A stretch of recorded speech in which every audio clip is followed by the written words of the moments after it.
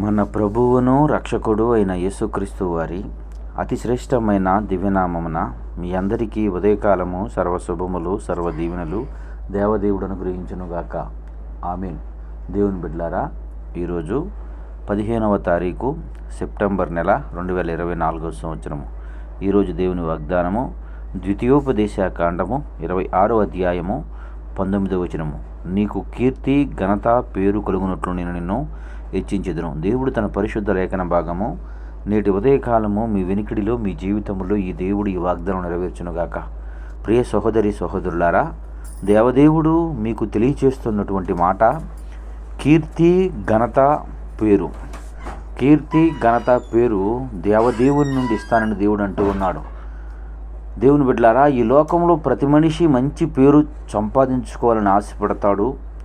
మంచి పేరు కొరకు ప్రయాసపడతాడు. మంచి ఘనత తనకు రావాలి అని అనేక రీతిలుగా ప్రయాసపడతా ఉంటాడు. దేవుడు అంటున్నాడు, ఇది నీకు ఉచితంగా ఇస్తాను అంటున్నాడు.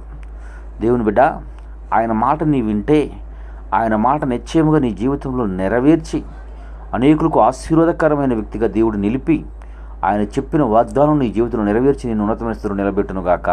ఆమేన్. తండ్రి, నీకు వందనాలయ్యా. ఉదయకాలం ముందు నీ బిడ్డలైన వారు ఎందరు బిడ్డలు ఈ మాటలు వినుచున్నారు, వారందరి జీవితంలో ఈ వాగ్దానం నెరవేర్చి వారిని సంతోషపరిచి నీ కృపలో భద్రపరిచి నడిపించి సహాయమును చేయమని యేసయ్య నామం పేరటి ప్రార్థన చేయుచున్నాను మా పరమ తండ్రి. ఆమేన్. మన తండ్రి అయిన దేవుని ప్రేమయు, కుమారుడైన యేసుక్రీస్తు వారి కృపయు, పరిశుద్ధాత్మ తండ్రి అన్యోన్య సావాసం ఇప్పుడును ఎల్లప్పుడూ ఆయన సన్నిధి సదాకాలం తోడయండి మిమ్మల్ని వెంపడుండి నడిపించి ఆయన కృపలో వాడుకునుగాక. ఆమేన్. God bless you. దేవదేవుడు మిమ్మల్ని దీవించి ఆస్వాదించునుగాక. ఆమేన్.